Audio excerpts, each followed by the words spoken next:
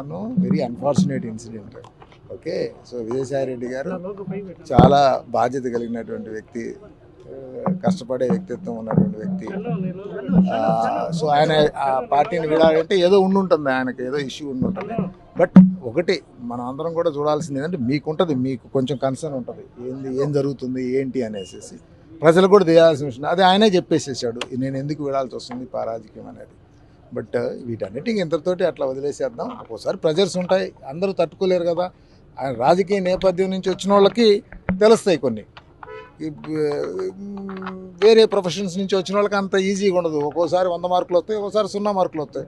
కొంచెం ఆ ఒత్తిళ్ళు వచ్చినప్పుడు నిలబెట్టుకొని దాన్ని సర్దుకొని జాగ్రత్త చేసుకొని వెళ్ళే ప్రాసెస్లో కొంతమంది సర్దుకోగలుగుతారు, కొంతమంది సర్దుకోలేకపోతారు. ఒకటే గుర్తుపెట్టుకోండి, ఈ వ్యవస్థలో ఈరోజు నంబర్స్ గేమ్ ఉంది.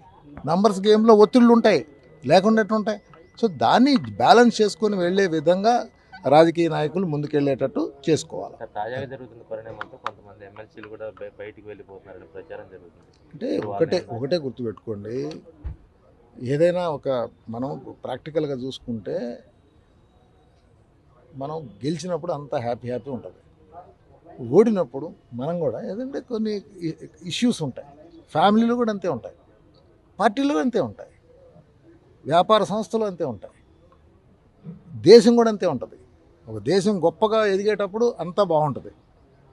తర్వాత అందరూ ఎవరికోళ్ళు భయపడిపోయి బాధలు పడి మనసులో వేరే ఆలోచనలతోటి జారిపోతుంటారు. సో దాన్ని మనం ఇష్యూస్గా తీసుకోవద్దు. ఖచ్చితంగా ప్రతి మనిషికి కూడాను రాజకీయాల్లో వచ్చే ముందు అన్నీ చూసుకొని రావాలి. నేను పద్దాగా చెప్తాను, personal life, professional life, social life, then political life అంటాను నేను.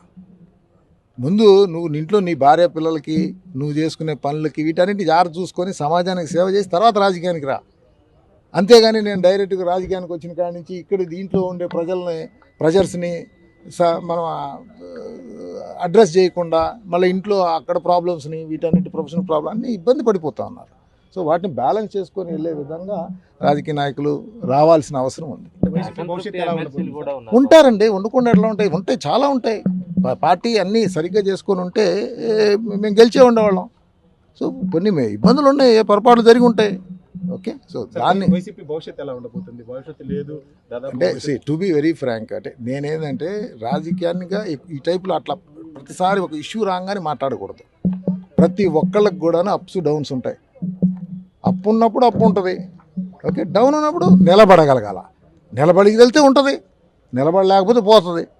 ఎవరైనా అంతే. ఓకే.